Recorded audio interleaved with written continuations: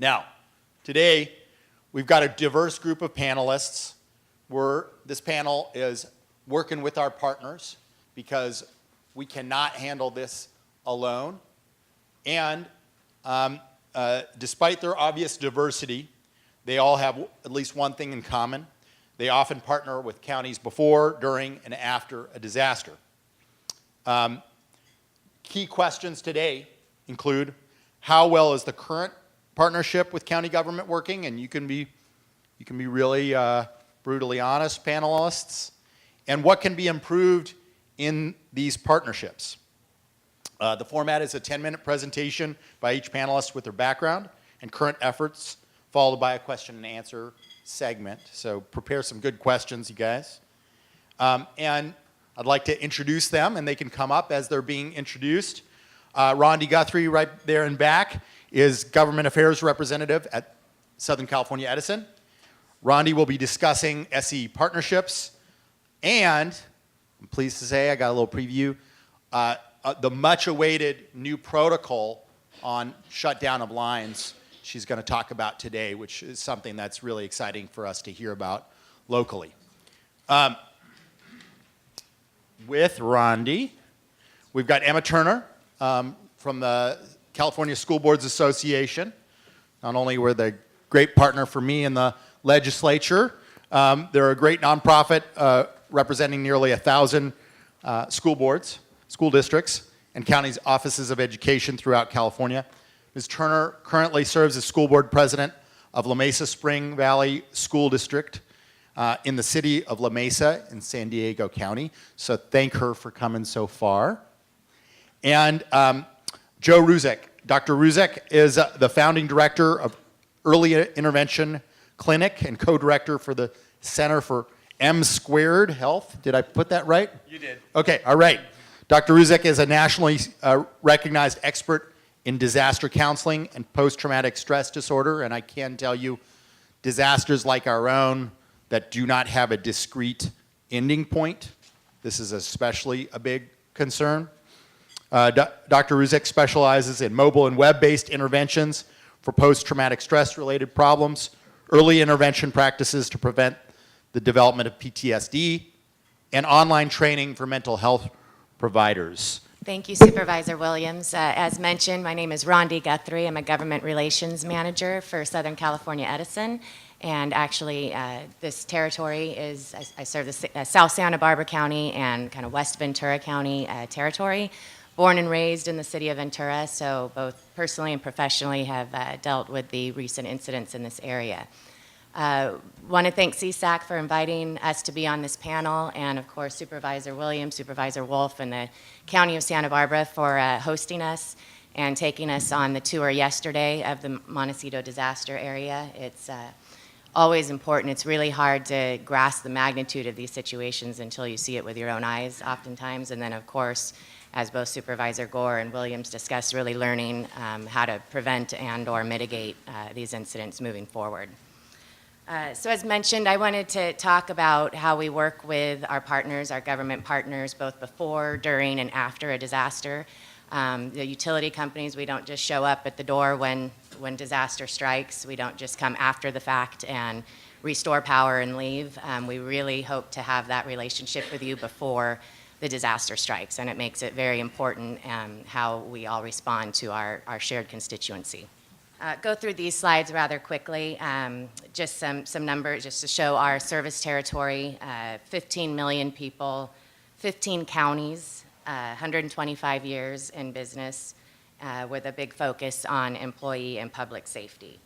And this is rapidly changing, right? As Supervisor Williams pointed out, as we move to a more renewable future, as we get more distributed energy resources in place, this slide will be changing very soon, but I wanted to leave it in, give the overview of how the electrical system works, and then also just some of those staggering numbers of the volume of equipment that we operate and maintain throughout our service territory.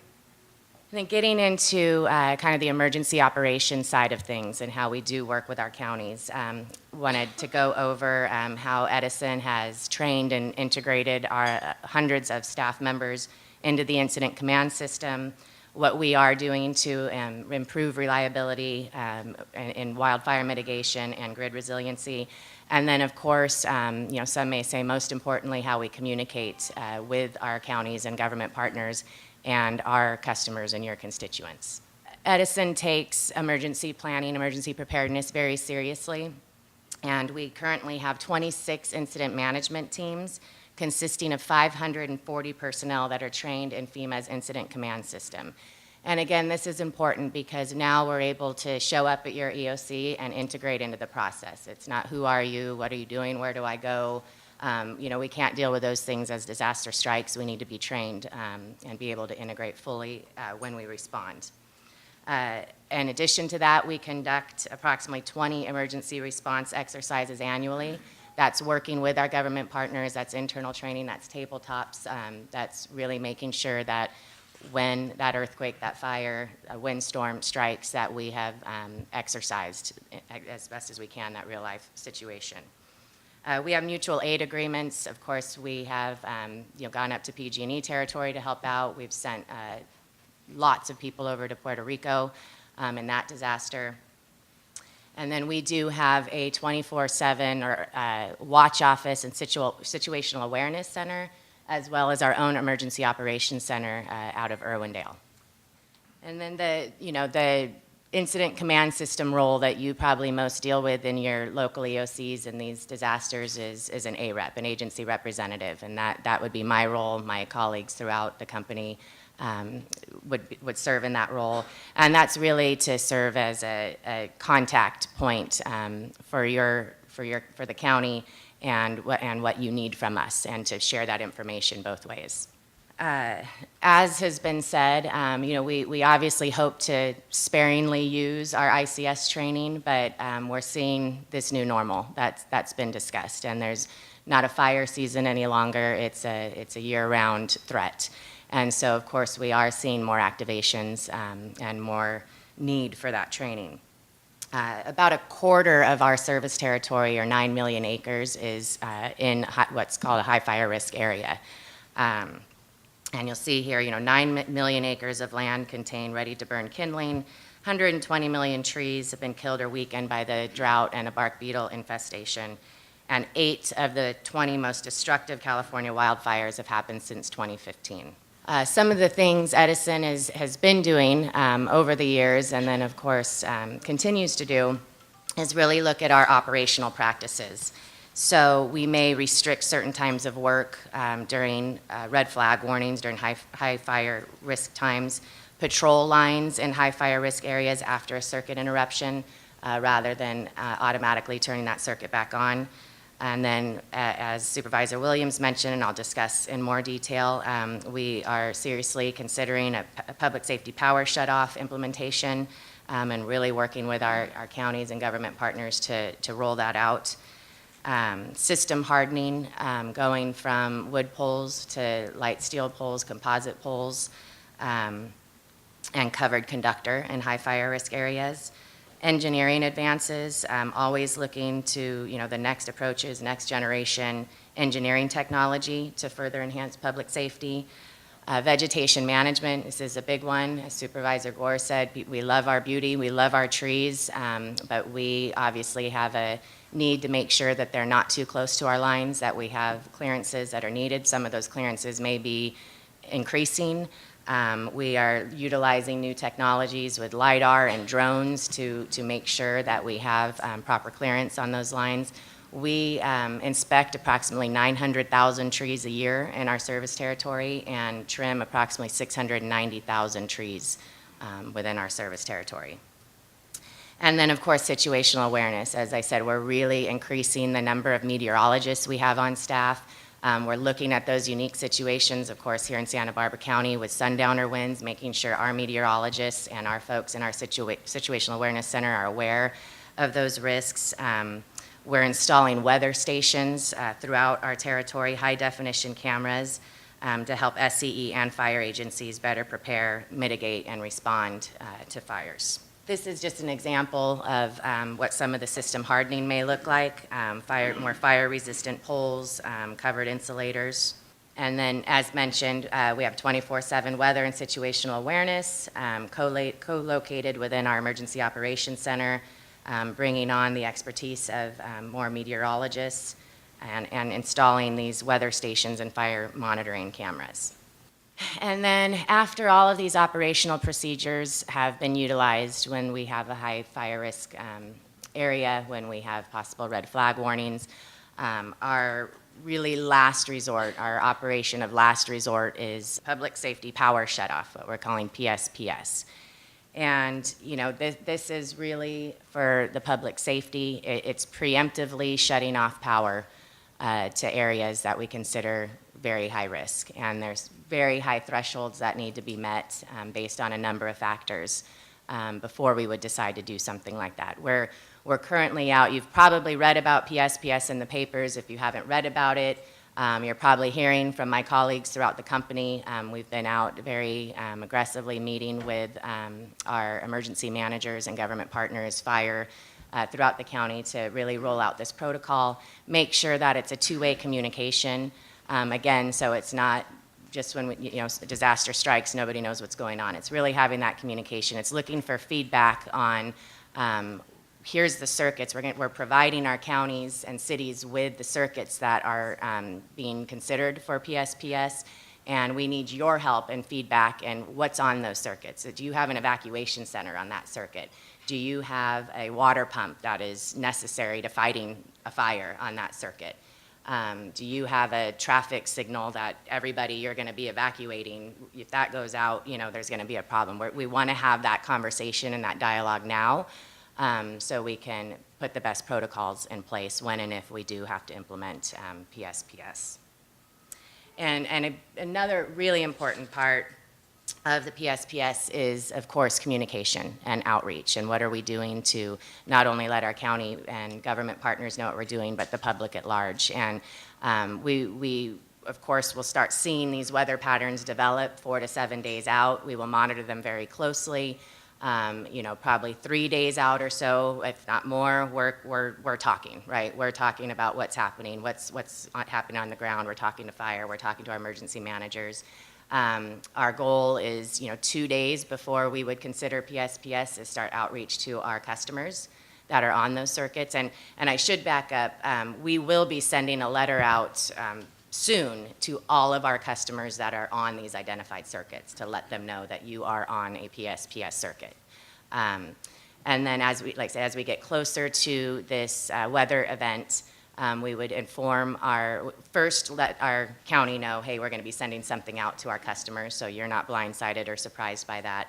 And then 24 hours out, another notice if we still see that pattern continuing. And then, of course, the power will go off. And the power will not come back on until those lines are patrolled by our crews. So that's kind of the process we have in place, again, working very closely with our government partners on this protocol. And then very, very quickly, hopefully you know about all of these communication tools, but we do have a communication tool specific for our government partners called SCE Alert. It's an app you can download on your phone.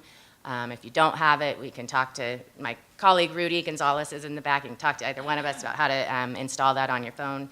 And that is to keep our government partners specifically informed when we do have issues. And we do drills and conference calls on this annually.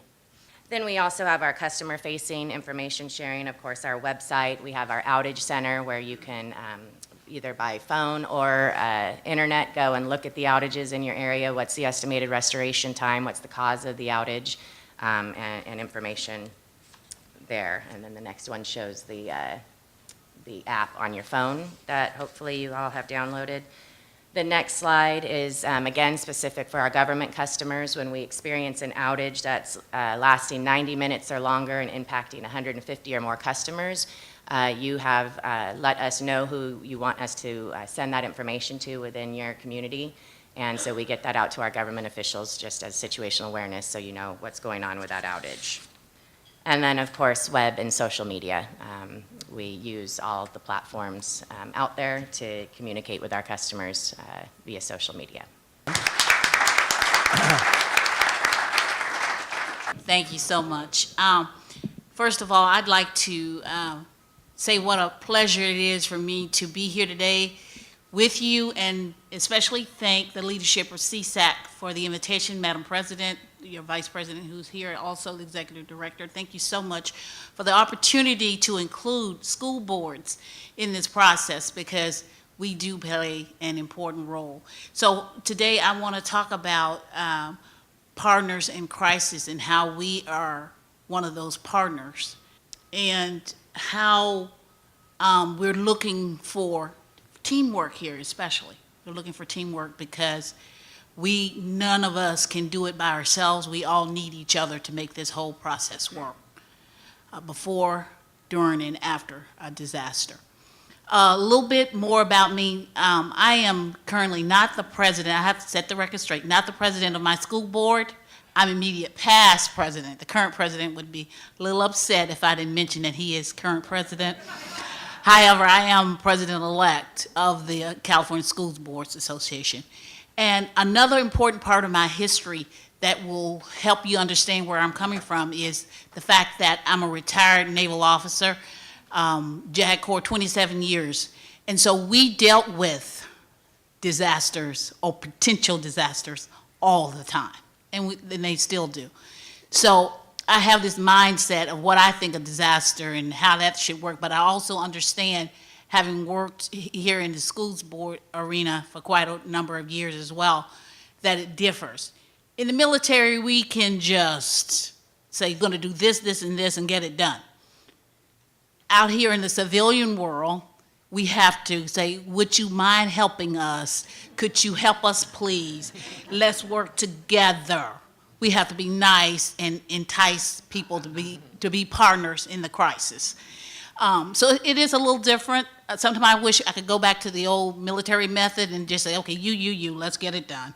But anyhow, going on to the next slide, I'm going to talk about first the important, unique role that schools play in crisis response. And throughout my presentation, you will be seeing some nice quotes from various school board members that you may be familiar with, since they're coming from your area, that was featured in our spring 2018 magazine. And this first quote talks about, from Laura Capps, Santa Barbara USD board member, talks about how, schools are this really heart of the community, and how we're anchor and we serve families. We serve kids, we serve families. So here are a list. Next is a list of the unique roles we play. You see, schools act as a hub for the community. You know that we usually want our kids to go to the neighborhood school because it's such an important role there. We care for our most important resource, our children. We offer shelter. We may be a point where this is a safe area, no matter what disaster is going on. We may be part of the disaster, who knows? But we're there to play a role. And most important, I think, is sometimes when the schools reopen, that tells everyone in the community, okay, things might be getting a little bit better. The school open. It must be a little bit safe because the kids can go back to school. So that's another thing. And all of this is based on, the effectiveness is based on strong relationships within the community. And here we have another nice quote about strong relationships from a Santa Rosa City School superintendent. As you can see, it's about building strong relationship in advance of a disaster. And it talks about a little bit, the quote does, about who's included in that. City officials, law enforcement officials, and city-based organizations. More on the strong relationships. We develop right relationships before the crisis. I mentioned that before.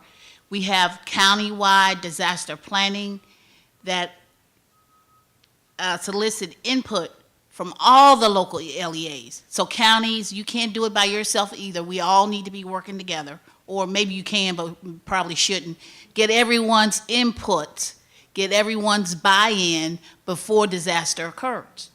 And then we probably have a better product, a better way to handle it.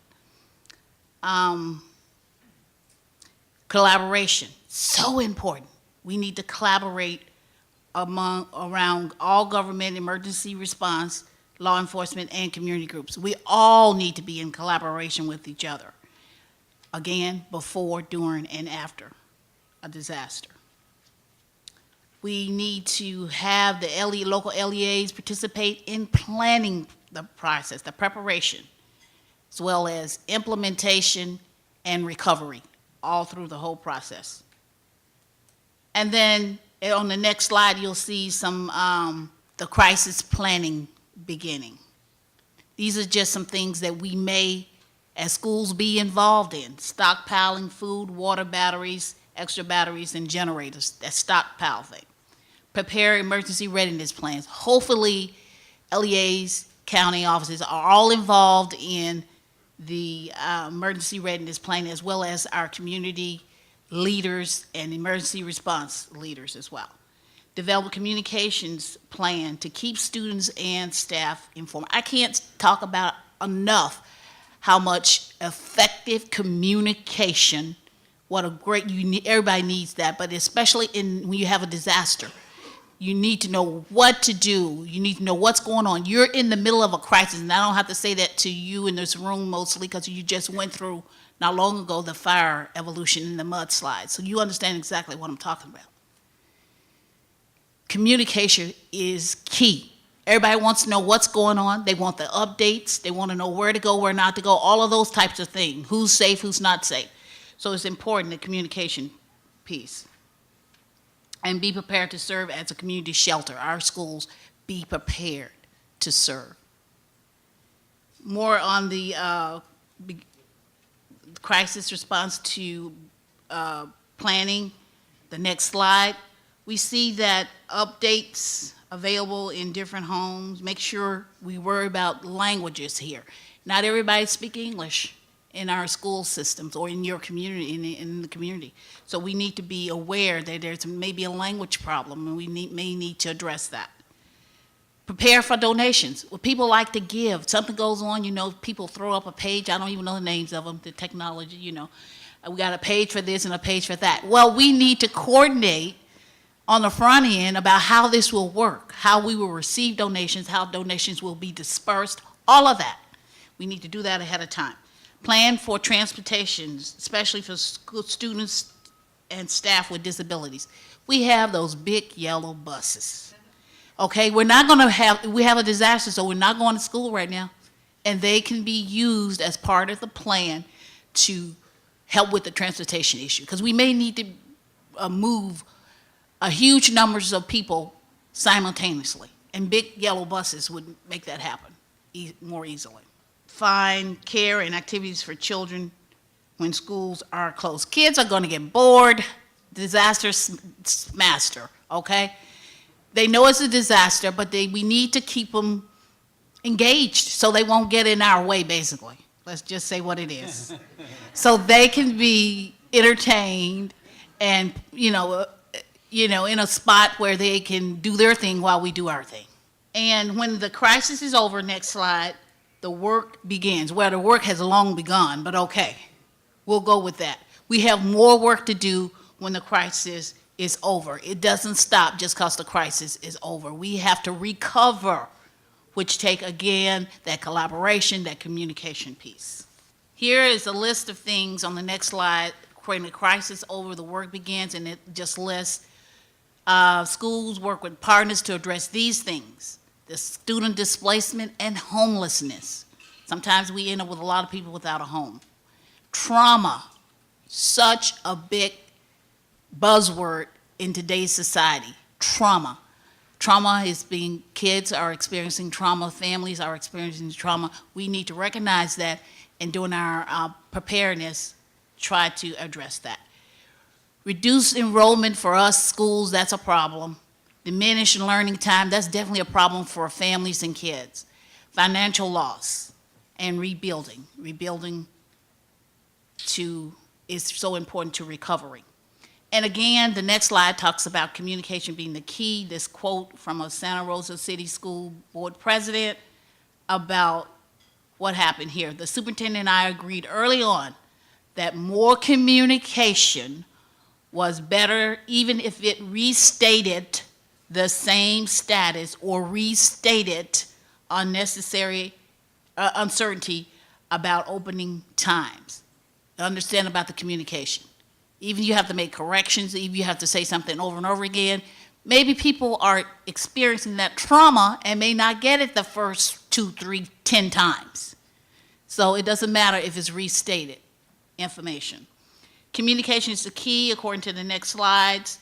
The Santa Rosa City Schools approved 2 resolutions once the initial danger had passed. First resolution, 1 gives the superintendent power to act without board approval in an emergency situation.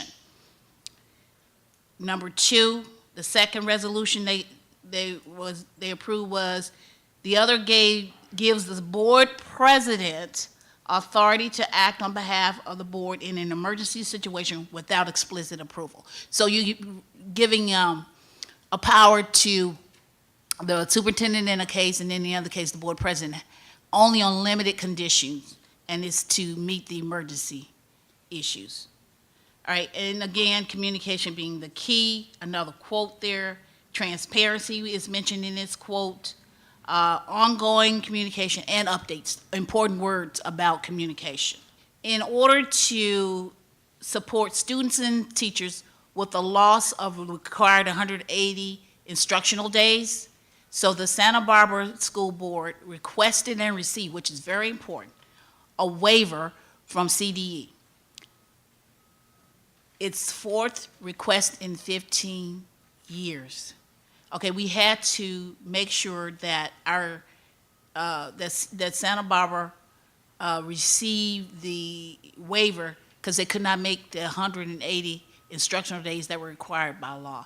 So things like that, CSBA can help. If you see, look on the next slide, CSBA sponsored a bill to maintain school funding at pre-disaster levels for 3 years despite enrollment declines. Things like that will help all school districts involved in this crisis, this disaster, to just maintain, just keep being able to operate because of waivers and because of changing bills the way CSBA is proactive in doing. Federal grants can be obtained post-crisis to fund counseling services and staff overtime. CDE's facilities and transportation services helps to LEAs to have portable learning classrooms, and FEMA provides a system for cleanup and restoration. These are all things that, CSBA can help school districts with. The last slide is saying that it's a marathon, not a sprint. That's true. Full recovery takes time. Meanwhile, we're all working together, we're collaborating, we're communicating, we're making it happen over the long term. And I would say it takes time, but I don't know how much time. Whatever, it takes what it takes.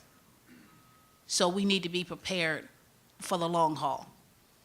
And that nice quote by the superintendent from Santa Rosa Schools, even now the smell of smoke or the sound of alarms can be traumatic for kids. That trauma I talked about earlier. When schools reopened, we intensified counseling at schools for staff, for students, staff, and families. 15 area school districts and agencies sent counselors, providing 120 psychologists and therapists, and we are continuing to provide support service way after the crisis is over. Instead of decreasing, the mental health professionals increase. That's a need. I don't know how many of you have that in your preparedness plans, that you're going to see an increase, but we are all learning from each other. These crises happen, we learn, we change our plans, we update our plans. Thank you. Give President-elect Turner a round of applause. Dr. Ruzek. Hello, everybody. Pleasure to be here. I'm interested in the section that Emma just mentioned, the mental health aspects of disaster. What happens not so much in the immediate management of the emergency itself, but in the hours, weeks, months, and sometimes years after the event has occurred. I'm here today because I've been a part of the wildfire mental health collaboration that's taking place in Sonoma County under the leadership of Debbie Mason, who's the CEO of the Healthcare Foundation in of Sonoma County. I don't know how many of you know her, but I know Supervisor Gore does. And I have to say that I'll describe a little bit about how I got involved, and I'm going to share a little bit about comments on the future and practice of mental health care after disasters. But I want to briefly mention some things about Debbie Mason's effort and the Wildfire Mental Health Collaborative up there, because it has been, for me, a very moving experience to see such a collective, collaborative effort taking place in an affected community. The lens of the collaborative is to find a way to deliver mental health services for free at no cost to the residents of Sonoma County. And the collaboration itself is very comprehensive. It's brought together not only all of the different kinds of mental health disciplines, social workers, private practitioners, clinical psychologist. I'm a clinical psychologist by background myself. But also FEMA, nonprofit organizations, healthcare organizations in the area, all the kinds of individuals and entities that are concerned with the welfare of people in our community from the mental health standpoint.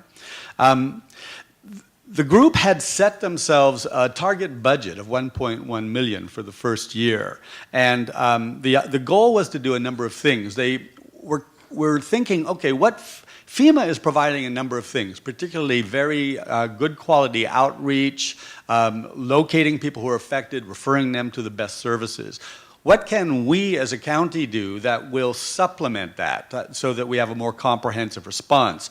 So they've invested in a number of things. One are some training activities that I can describe because I've been the trainer, one of the trainers to date. They've also built a website for the mental health response, which I'll also briefly describe, and they're going to be building a phone app for survivors. A lot of what they've done, however, though, is to raise these funds to pay for mental health services for that segment of their community who do not have insurance coverage to enable them to access this care. They've also, recognizing that a lot of people lost their homes and are now in financial straits, therefore have lost access to the kinds of services they used to engage in to take care of themselves, the health clubs, the recreational activities. So they funded and stood up both trauma-informed yoga services and also meditation classes across the county that are free to affected persons. And then the rest of the money goes for a PSA campaign to promote awareness of the mental health aspects of the disaster and link people to the wide array of services that are being made available in the community. So it's a very impressive operation to me in terms of its comprehensiveness, and some of the aspects of it I personally consider to be highly innovative and sort of representative of the future of mental health delivery. They've raised $750K to date, and they expect to achieve their $1.1 million first-year funding goal, and they've budgeted $660,000 for year two to maintain and grow awareness and continue with the referral and services. Very on, they highlighted that, recognized there's a lack of training for mental health professionals in this field, and also for the many paraprofessionals and helping professionals of all disciplines, nursing and so on, who are less familiar with mental health. So they were trying to supplement the FEMA operations, and also they were trying to serve as a kind of a hub or clearinghouse for all of the collective efforts. They mapped out all the available services, pulled people together, and they now have a one-stop referral source through NAMI, the National Association of Mental Illness. So that's an impressive set of services. One of the local residents was a young clinical psychologist named Adrienne Hines. So she lived up in Sonoma County and got involved in the arena of the Wildfire Mental Health Collaborative.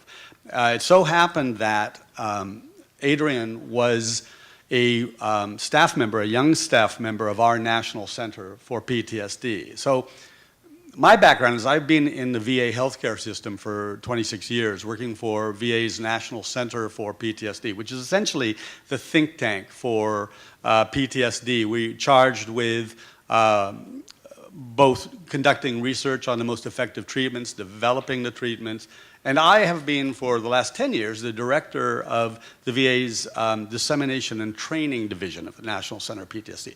So I spent a great deal of time studying and providing training and other things related to post-traumatic stress for our veterans and active duty military.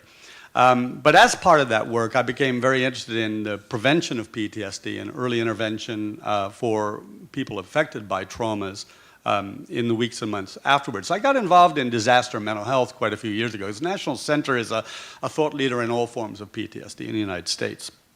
So Adrian talked to me about it, and I want to share with you a couple of thoughts about what we do with mental health right now. You know, we're extremely strong through the FEMA-funded crisis counseling programs in several aspects. We are great with outreach. You know, we fan people out. They reach people where they're affected out in the communities, in schools, in shelters, in all the places where people congregate. And they do a very good job of shedding all the BS that goes along with, you know, mental health and shrinks and labeling and diagnoses and all that stuff, which actually impairs and interferes with the ability to look after people's mental health. And they also do several good things. One is they provide education about traumatic stress and common reactions. They normalize the reactions so people don't feel that they're sick or weak or, you know, or don't pathologize their own responses. Do a good job of that. They also do a good job of reaching out to local services and connecting people with services.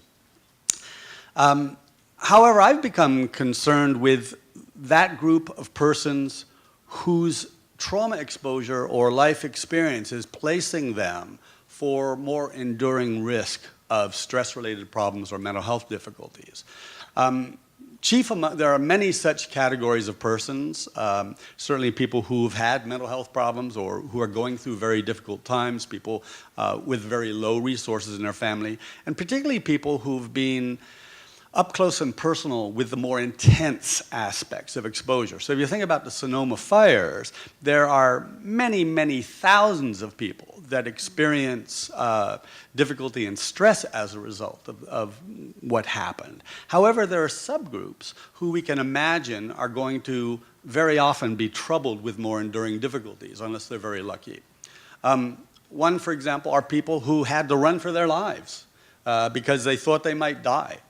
Others are people who lost all of their possessions in their life. Imagine, you know, not only the families who no longer have the photographs and all the mementos in their family home, but also the elderly person who lost all of that and will have one hell of a time trying to start over. There's no starting over. Also, people who were bereaved. A lot of people died in that fire. So all the loved ones of those people are going to be experiencing traumatic grief that will last for the rest of their lives. And many people are financially stressed. As you know, many people have lost their homes and they really can't replace their homes except over long term. And now think about the mental obstacles that face those persons in the next couple of years as they have to do all the paperwork and all the BS and relocate everything. And then fundamentally, the disruptive communities that people have, right? All the places that were part of your life, the fabric of your life, your friends, your family, the sports teams, the things that made up what you were and what you did are gone for many people. So there are subsets of people. You know, if you look across trauma, it's about 15% of people that develop PTSD. In Iraq and Afghanistan, about 25% or so are coming back with mental health difficulties, some PTSD, depression, alcohol use. And traumas vary in terms of their intensity, and they really vary a lot in terms of what your experience of the fires were. It can be everything from, you know, knowing that my friends were affected, but I'm okay, to loss of a family member. So an issue is, how do we step up care and do more for the people at risk? Because an outreach visit and normalization and education are not going to prevent the development of PTSD and depression of people who are at high risk. I know a lot about the research on early intervention post-trauma, and no one has ever developed a single-session educational intervention that prevents PTSD in the people that are at very high risk. So it's a challenge because in the United States we don't have this nailed, I don't think. We do have crisis counseling programs which have many very great features, funded through SAMHSA and FEMA, and they give the money to the local states and counties who stand up emergency crisis counseling programs. Very good. The strengths of them are that they are managed and run by local people that invests in the community and shows that the community stands up the community for itself. Those people already have relationships with their users and constituents. They know the subculture. They know the community. All of that's great. And they do a lot of emotional support and education.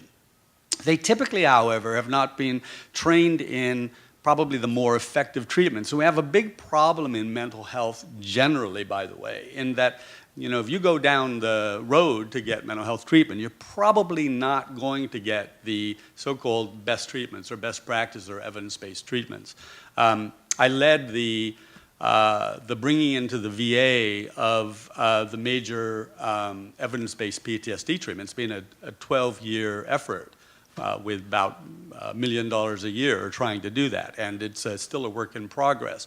The standard of care are not the very best treatments for PTSD, and trauma and PTSD are still something that that's not a core part of the training of average mental health professionals.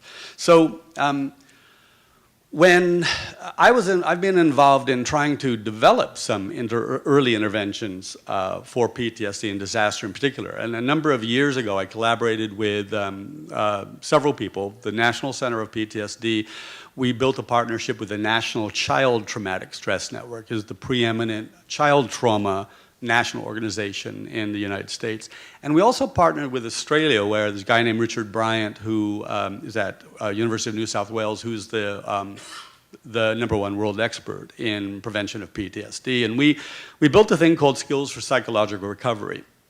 So when Adrian came to me, we decided that we would train the Sonoma County mental health professionals in this 5-session intervention. So I think a couple months ago, myself and a colleague ran a 2-day training workshop for 135 mental health professionals in Sonoma, which was in this intervention.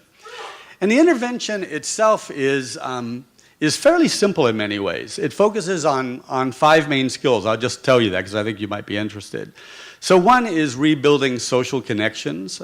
We help people kind of do a map of their social connections, including, everything from their pet to organizations that are helping, to their clergy person, to neighbors, to psychotherapists. And then we have them look at what they're getting, what they need, what they want to change, and encourage them to take action to do that and support them over that.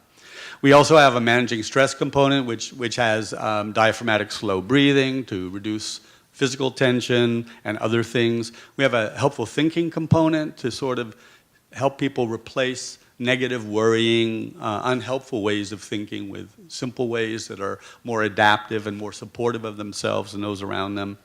We have what's probably the most useful thing, which is problem solving. When you've been through a disaster, you're facing a bazillion problems. Everything from relocating and finding something to dealing with a sleep problem. Everything is a problem.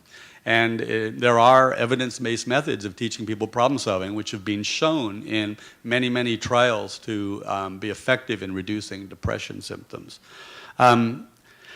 And then the final one is also a simple intervention. It's a form, we call it positive activity scheduling. It's basically encouraging and assigning people to get back to rewarding activities in their life. Very often disaster happens. You think all these things are trivial. You don't want to do the things you used to do. There's way bigger fish to fry. So it's very important to try to get people back to getting a simple life. And that can be difficult if somebody's being through terrible trauma. But by doing that, they begin to have positive experiences, which kindles positive emotions.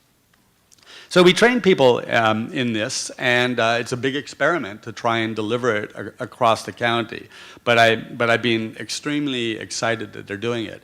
Another thing they did was pretty darn cool. You know, I've been trying to forward the development of technologies for trauma survivors. You'll check it out when you get a chance. Check out PTSD Coach. It's on the Apple and the Android marketplaces. It's been downloaded. We designed that for veterans. It's been downloaded 360,000 times now in 96 countries, and it very popular among veterans. We also have PTSD Family Coach. For early intervention, we have Trauma Recovery Coach, which is a newer one. We actually released 15 apps. But I also had a number of years ago with a professor at University of Colorado, we developed a web intervention called My Disaster Recovery, My Trauma Recovery. I'm pleased that Sonoma County liked it and has decided to up it and has released it for all of the people in Sonoma County and surrounding counties affected by disaster. It's called My Sonoma Strong. So check it out. Google My Sonoma Strong and you'll see it. And it's attempting to bring the evidence-based, face-to-face counseling methods, like I was describing from Skills for Psychological Recovery, onto the internet so that people can take self-instructional brief courses to give them more than just information, to help them learn new tools for coping. I'm pretty sure, and I've been trying to lead the charge inside the VA and various other places, that the future of mental health is going to be a provider who knows best practices, a client who's an active partner, and then I think the technologies in the form of phone apps and the form of web programs. And so it's pretty cool. Sonoma County and the Wildfire Mental Health Collaborative have stood up My Sonoma Strong. They are also going to work with us to develop a version of an app. I think they're going to build off of Recovery Coach. They are seeking the funding for that, but they'll build an app that anyone can download. The beauty of this is it has two potential advantages. One is reach. You know, you can reach everybody. You can reach 100,000 people. It also is 24/7, so people can use it whenever they need it. In the middle of the night when they're really upset and they're not going to call a shrink. And it also is helpful in that it is entirely private. You know, many people do not want to go see a mental health professional. That's just way too weird. And it's the last thing you can do. If you're in the military, I got to take care of my own problems. But there are plenty of reasons to avoid going to a shrink. So it's nice. It is self-managed. And we've been we want to try to embed it in the mental health professionals as well. So they have this as a tool, and it can help with the training of mental health professionals. The other challenge of disaster mental health, I'll just briefly mention to you, is that typically in crisis counseling programs, it has proven very hard to get people to plug in and come for help. Number one, they don't want to come for help, as I've described. And if they do come for help, very often they come one time, and then that's it. So at some level, that's very good, right? We could sit down for a person once and give them a lot of great information and materials. We designed SPR to kind of anticipate that. But really, if you think about helping people who really need it, you got to talk to them a number of times because they got to go out, do something, come back. You've got to have a relationship, and you've got to work on something, changing something. It's very hard to do that with one session. So one of the things that's been a weakness of disaster mental health in the United States is that crisis counseling programs typically have gathered no information, no identifying information about their user. Now, there are many strengths to that, right? It is less alienating for users, and it really protects privacy and all of that. But I think it's a mistake because people's needs fluctuate over time. And when you see people very early on, they're too concerned with finding housing, dealing with their job situation, all the practical things to wonder about their mental health needs. But across time, that may change. So I think a good practice to begin to think is called watching and waiting. And when we talk to people, if they have informed consent, having the ability to give them a ring at different times in the coming year, just to touch base on where they're at and if they now want services. Interestingly, the Department of Defense has instituted screening for PTSD, and they do that at several times. They do it immediately when an active duty serviceman or woman comes back. I'm very pleased the 4-item screener was developed in my team. But they also then do it 6 months later, because they know that nobody in their right mind wants to get engaged with mental health in the first place, and they certainly don't want to do it right when they're returning. They want to get back to their family. They don't want to be messing about with this. But 6 months later, things look different. I think there's an analogous issue with disaster mental health. You know, if you're having sleep problems and all kinds of problems right away, but you're overwhelmed with practical problems and maybe you expect it. But if you're having those problems 6 months later, you may be in a different place. So those are some thoughts to share with you. I'm sure I've forgotten some of the things I was going to say, but I just wanted to give you kind of a quick overview. I'm very impressed and honored to have been invited to help in a modest way with what's happening in Sonoma County.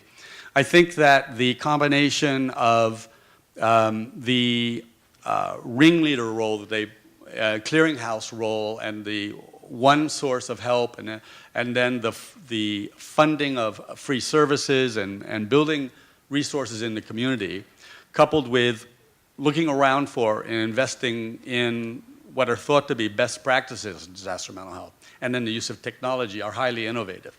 The last thing they're doing is they are also working with us and at Stanford. I'm a faculty member of Stanford, to try to build evaluation into it. And in mental health particularly, there's been a long history of a lack of evaluation. So it makes it difficult to improve services. And the future of all mental health, including disaster mental health, will be gathering simple information as you go along to inform your process of helping people. And so Sonoma County and the Wildfire Mental Health Collaboration and the Healthcare Foundation of Sonoma County are leading the way and doing some cool things there. So thank you very much.